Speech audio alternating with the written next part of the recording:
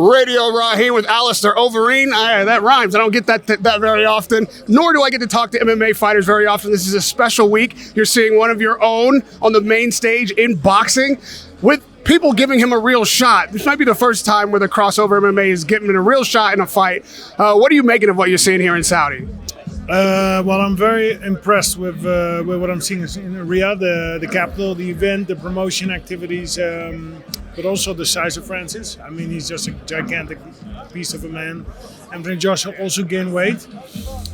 I don't know who's going to win. It's a very exciting competition this Friday. So, of course, as a UFC athlete, a little bit more leaning towards Francis. But I don't know. Can't count on Anthony Joshua. A lot of experience there, and he's in the fight rhythm.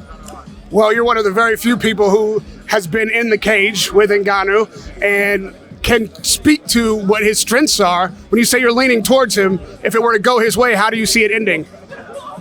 Well, if he connects, it's going to be a problem for Anthony Joshua. I think the weight difference is a thing. And I think also now, since the Tyson Fury fight, he's up to, that has just built on his confidence. So, I don't know. It's going to be exciting Friday. Is there a particular weapon that you consider his most dangerous in the boxing arena? Well, uppercuts, I would think, right? Okay. I'll admit that's funny you say that. Going back, looking back, thinking back. Because yesterday when he was doing the media workout, he did a 1-2 uppercut, and I asked him what he calls that, and he called it the Overeem. The Overeem. I'm not surprised. But, you know, my hat goes off for both gentlemen. And you know, I've had a terrific career. If I had to lose to anybody, I'm honored to lose to Francis Ngannou. What that man has been through, you know, his life story has truly inspiring. And again, my hat comes off for both gentlemen. Well, I don't think anybody shows up in Saudi without a little bit of stars in their eyes. There's so much money around here and so many opportunities to have a platform. Would you consider yourself possibly in the boxing arena at some point? Absolutely not. I'm retired. My last fight was over a year ago, but actually now I'm going in the opposite direction. I'm going to promote health. So I'm here, to promote health. I have some health plans, big plans actually, and I think they're important. So, Well, I'm happy for you to share that with us. I mean, everybody should be healthy. We can all see it around us, right? We're sicker, more obese, more unhappy as a population more now than ever, and I have a plan to change that. All right, we'll talk about that plan later because I want to be healthy and very well. If I can be in this kind of condition, I'll take it. And, you know, yesterday I was talking to Ngannou and I brought up Jon Jones. Surprisingly, I thought he was going to, dismiss it, but he says he still has unfinished business, would still like that fight in the cage. Do you see that fight actually possibly happening in the future, and how would it go now? Well, seeing how UFC structures their contracts, and Francis Ngannou took the time to get out of that contract, I don't think he's going to relinquish that and get back into the UFC. But who knows, right? Who knows what the future brings? It will be an exciting fight. I was actually really much looking forward to that fight. Do you think that changes that fight after Ngannou's had some experience in boxing? There's been some time now. Obviously, that fight hasn't happened yet. Do you think that the outcome changes at all? You know, that's a fight. I've trained with Jon. I've been in Albuquerque with Greg Jackson for 4 years. I couldn't, I fought Francis Ngannou, the uppercut. I could not make a prediction. Both are excellent fighters. Both are amazing individuals. Yeah, you can't make a prediction on that. But that's exactly why you want to see that fight. So if it's up to me, yes, please, let's make that fight happen. But of course, Francis now has whole different matches on his hand. You spoke about Francis getting out of the UFC. Obviously, that was big news. Dana felt like he had fumbled the bag, I believe was the quote, and wouldn't be able to do better elsewhere. He's clearly found his way to a huge bag here and is doing quite well. What do you make of his exit from the UFC and what he's been able to do with his talent and opportunity? I'm very proud of Francis Ngannou that he waited out this contract to go for bigger and higher, and he's proven himself that he's worthy on this platform.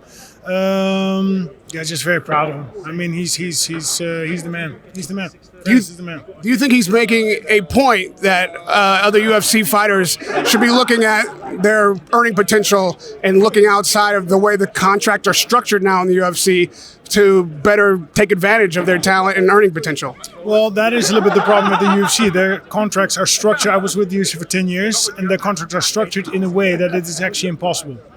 So yeah, that is an ongoing thing. I believe there's also some kind of class action lawsuit against UFC. We'll see how that develops. But yeah, in my time with the UFC, they were not really open or cooperative about anything. So.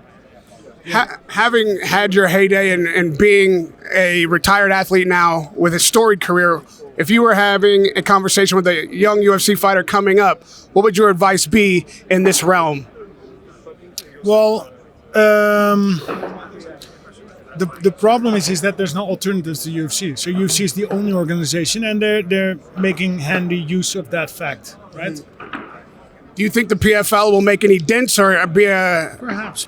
And to be honest, I've been out of it now for my departure from UFC was 3 years ago, and I'm kind of not following the news too much. The $1 million tournaments PFL is putting up are inspiring, are great, right? And also Bellator coming to Saudi Arabia. So there's movement there, but yeah, we'll see how it develops. And lastly on this point, do you think, in fact, that other fighters will take Ngannou's example and maybe, like you say, there's a class action now. You see this potentially changing the real business structure of the UFC? Ngannou, McGregor, guys who have made these huge names and are able to make money outside, may they be like a beacon for younger fighters and kind of change the model, force the model to change? Well, absolutely, right?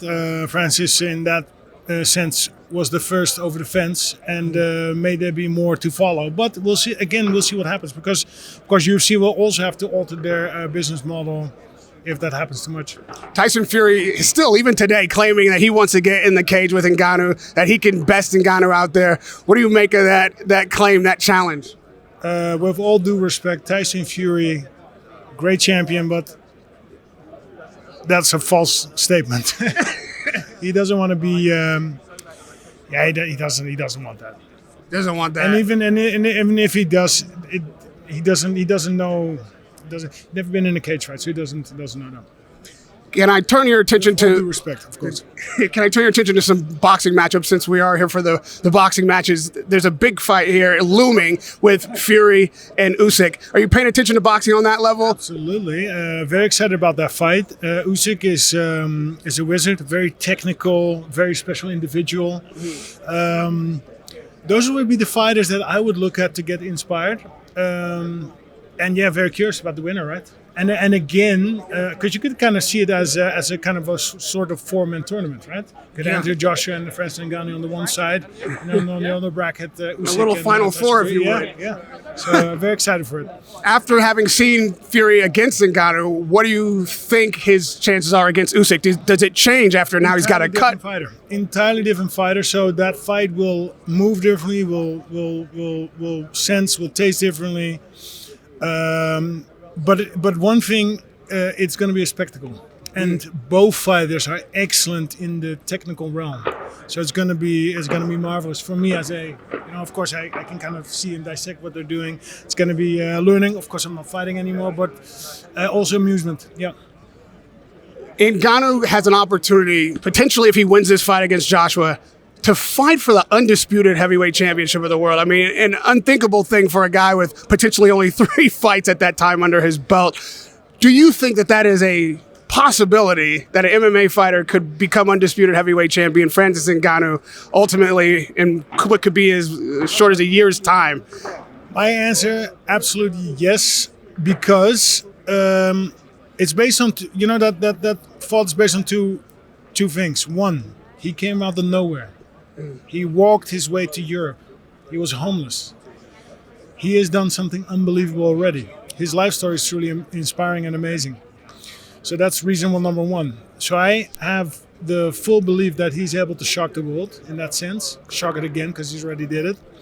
And then on the other, on the second part, coming from a different sport, you're asking somebody who came from MMA, who went into kickboxing and became champion, right? So it is possible, and it requires a bold attitude, and I can see that in him. He's not making. He's being very gentle. He's being very polite. I can see him do it. Pull it off. Having been someone who did it, like you said in kickboxing, what are the key elements to making that transition quickly and successfully?